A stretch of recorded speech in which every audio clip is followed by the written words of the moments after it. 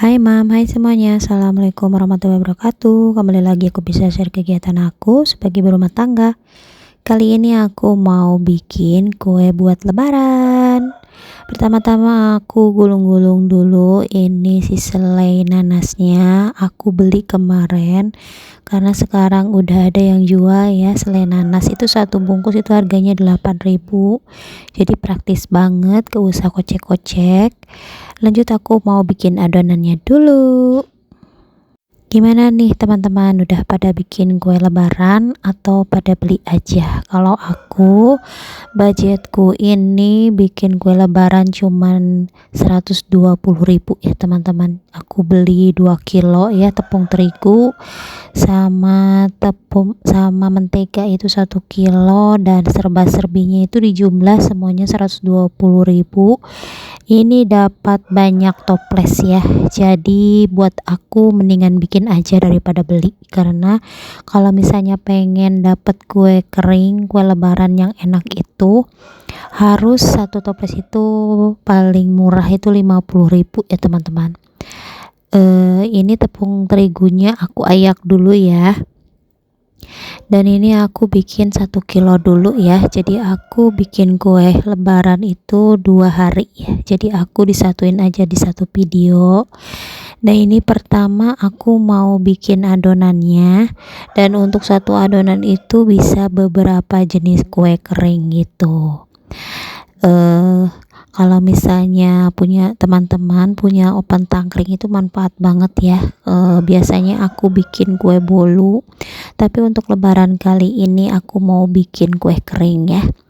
Nah ini setelah adonannya kalis gitu ya teman-teman, jadi jangan banyak-banyak diaduk pakai tangan, jadi supaya nggak panas adonannya dan nggak melebar nanti pas waktu dipanggangnya.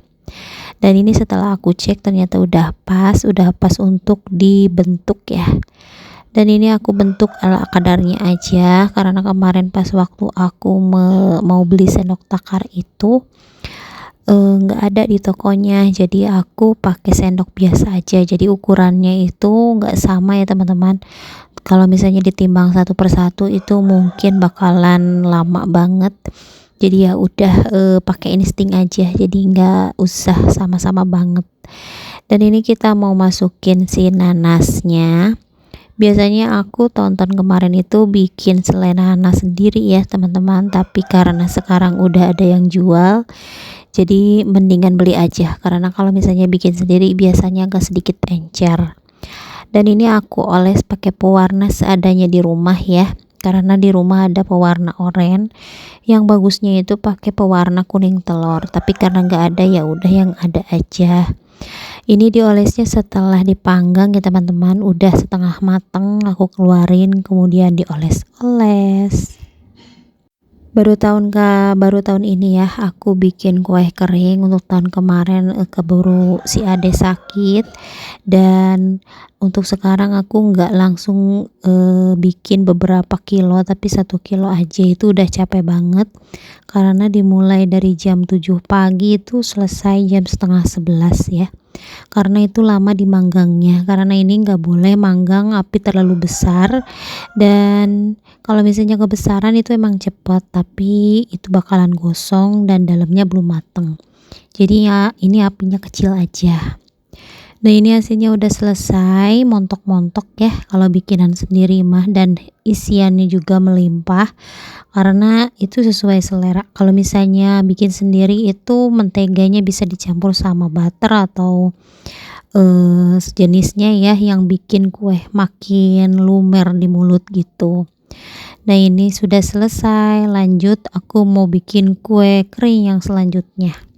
Ini aku bikin kue choco chip ya teman-teman. Ini pakainya gula palem, jadi nggak pakai gula bubuk. Pakai sih gula bubuk tapi cuman sedikit. Itu teksturnya agak sedikit kres-kres karena gula palem itu kasar ya. Aku kemarin beli teh. Dan ini aku pakai choco chipnya murah banget, satu bungkus itu harganya 5.000 perak ya. Bayangin aja kalau misalnya kita beli kue cookies kayak gini dalam satu kaleng biasanya isinya cuman beberapa, tapi kalau bikin sendiri itu bisa sampai 3 toples tapi ukuran yang kecil ya. Dan ini aku pakai choco chipnya 2 aja karena sisanya mau dipakai buat kue yang kembang-kembang itu, apa aku nggak tahu namanya ya. Dan ini lanjut aku sama anakku dibantuin ya, mumpung mereka pada libur. Aku juga bikin kue putri salju. Adonnya sama aja tapi bentuknya doang ya. Dan ini aku pakai gula dingin yang gambarnya kayak ada donatnya gitu ya teman-teman. Beda sama gula bubuk buat adonan. Kalau kemarin aku nggak tahu ya, aku pakai taburan gula bubuk yang buat adonan. Ternyata kalau pakai gula dingin itu rasanya lebih enak, jadi ada sensasi nyes di mulutnya. Nah ini udah selesai, hasilnya udah banyak banget. Nanti aku mau bagiin ke pamertua, adik ipar, sama ibu aku di rumah, dan disimpan sisanya di rumah. Pokoknya modal cuman sedikit, hasilnya dapat banyak, alhamdulillah ya. Kalau misalnya kita mau bisa bikin kue kering gampang kok, ada tutorialnya di YouTube ya, tinggal klik aja kita nonton dan bisa deh, karena ini gampang banget. Modalnya cuma satu, yaitu sabar ya, karena kalau bikin kue kering itu harus sabar. Nah ini setelah semuanya selesai, aku mau cuci piring agak sedikit banyak ya, mumpung masih pagi tenaganya masih full. Biasanya kalau udah bikin kue kering ini aku tiduran aja ya, lanjut nanti sorenya baru masak buat berbuka. Dan ini kita buang dulu sampah-sampahnya ya. Gini lah kalau bikin kue kering, jadi harus benar-benar lagi sehat ya, nggak boleh lagi sakit, karena itu pekerjaan kita jadi double. Selain kita bikin kue dari pagi, dan pasti itu cucian itu banyak banget ya. Kalau udah cucian banyak banget kayak gini, biasanya aku nungguin dulu sampai mood, takutnya nanti kalau cuci piringnya badannya lemes itu masih bau anyir, karena ini banyak banget pakai telur ya teman-teman. Karena kalau kue kering itu pakai kuning telurnya aja dan putih telurnya itu disimpan. Tadi pagi aku bikin kemarin ya, si putih telurnya itu aku bikin olahan aja buat menu berbuka, jadi nggak ada yang mubazir ya kalau misalnya kita pinter-pinter bikinan makanan gitu. Gimana kabarnya teman-teman, masih pada kuat puasanya di hari yang ke berapa ini ya aku bikin video? Pokoknya aku mah gak pasti ya, karena aku biasanya bikin video langsung voice over, jadi mungkin minggu-minggu terakhir bulan puasa ya. Mudah-mudahan kita semua diberi kesehatan, diberi kelancaran sampai hari raya nanti. Nah ini kita lanjut cuci piringnya aja, karena ini semuanya dari tepung terigu sama mentega sama telur benar-benar anyir, jadi harus benar-benar cuci piringnya pakai air yang berlimpah ya, supaya nggak ada sisa kotoran yang nempel. Karena benar-benar ini teh paket telurnya 5 ya, kalau misalnya kita bikin adonan 1 kilo itu aku pakai kuning telurnya 5 dan menteganya 700 gram, jadi hampir 1 kilo juga ya. Kalau misalnya pengen kue keringnya renyah, lembut dan lumer di mulut. Pokoknya kemarin-kemarin aku biasanya kalau bikinan itu paling banter goreng kacang gitu ya, atau bikin ketapang. Tapi untuk sekarang karena aku lihat tutorialnya di YouTube, jadi banyak banget manfaatnya kalau kita nonton YouTube ya. Selain kita nambah temen, juga nambah ilmu, apalagi dari teman-teman aku konten kreator yang suka bikin ide-ide masakan yang bikin aku ngeh harus bikin apa nantinya, karena kan kita tiap hari bikin masakan ya, supaya nggak monoton itu aja dan bikin anak-anak tetap nafsu makan. Jadi aku sering banget nonton video kalian loh, apalagi kalau aku nonton selalu sampai akhir, gak pernah aku skip ya. Nah ini kita bersihin sampai selesai.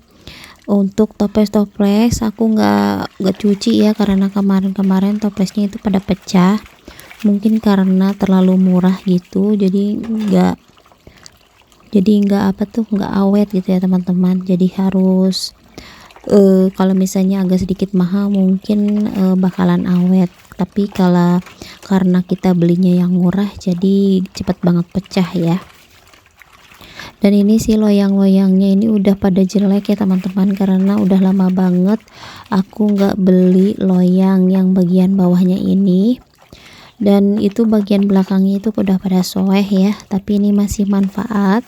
Tapi bedanya kalau misalnya mau manggang kue itu harus diolesin dulu mentega ya, supaya nggak nempel. Dan kebetulan tadi pas waktu bikin kue kering rasa coklat itu nempelnya pakai banget, jadi agak sedikit susah ya.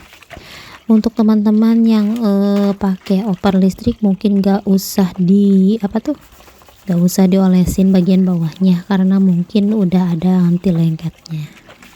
Ya udahlah, aku mau liatin, aku cuci piring dulu ya teman-teman.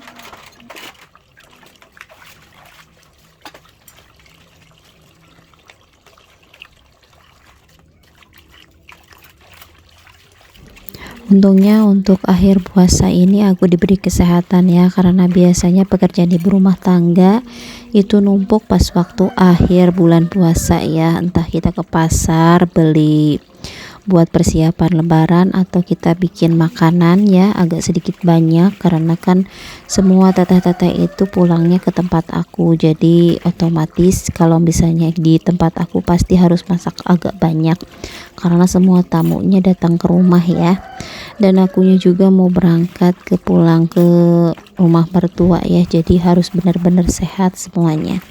Jadi sebisa mungkin aku jaga makanan, karena kan untuk akhir-akhir puasa ini biasanya males banget untuk makan sahur. Jadi walaupun kita lagi males banget makan, tapi aku paksain aja supaya nanti siangnya itu ada tenaga buat beberes atau buat masak makanan yang lebih banyak ya teman-teman.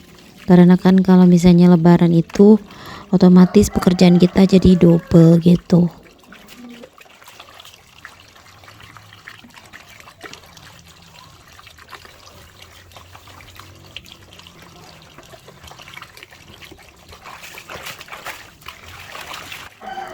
Paling aku sikapi dengan minum vitamin atau minum obat lambung, karena lambungku itu agak sedikit sensitif. Kalau misalnya makan agak sedikit pedas atau asam biasanya langsung kambuh, atau misalnya kalau lagi senang-senang banget atau lagi sedih biasanya orang yang punya penyakit lambung itu suka kambuh ya. Jadi kita mah sensitif.